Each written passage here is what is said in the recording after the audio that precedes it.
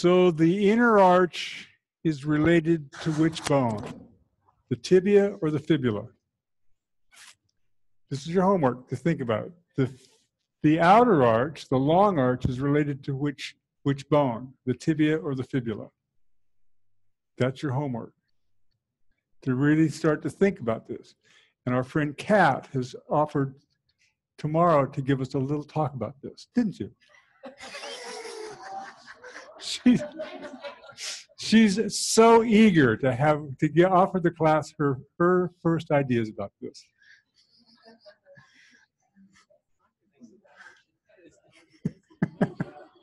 Ask a question and look what's going to happen.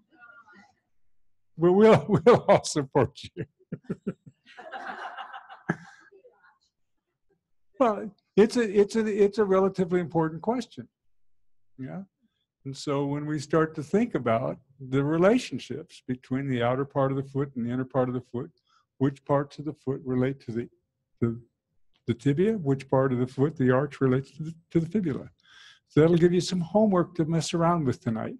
If you need to, you can go look at different anatomy books or anatomy pads, and you can look in underneath, and you can look at the relationship between the bones that relate to the calcaneus and the three bones that relate to the cuneiforms, to the navicular, to the talus, and then you can start to look at, well, what does the subtalar joint do, and what does the talus do?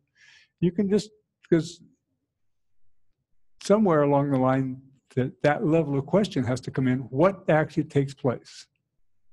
We're going to be practitioners, or we can just do really nice things and touch and do nice things, and you don't have to know these things.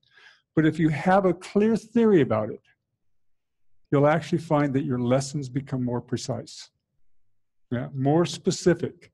And the more specific you are, clearly then the more that their nervous system has the chance to get rid of its clutter. By the way, what happened to the story? Exactly. Exactly. Exactly. Yeah. See? Certainly wasn't there when I got up. Right. And did hear some way through that process of being unstable. Right. Yeah. And when you said that too, I did connect with,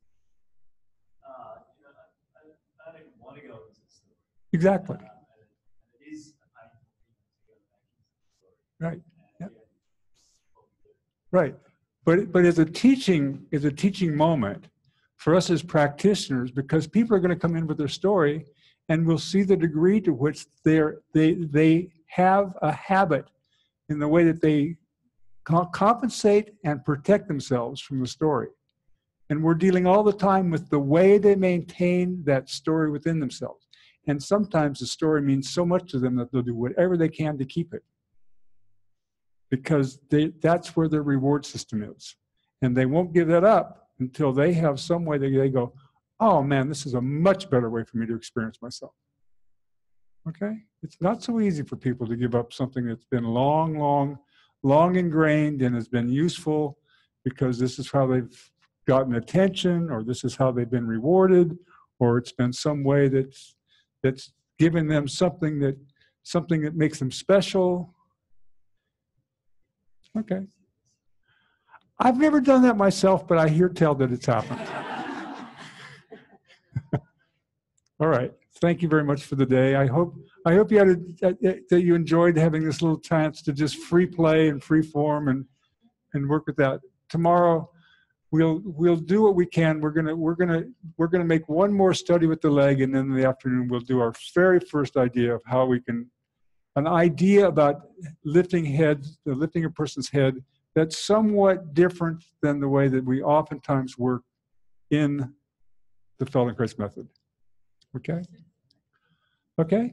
All right. Thank you very much for the day. I will see you tomorrow. Enjoy. Don't forget your homework. Come back with good ideas. Theories in the sign room. Students, the lessons are back here.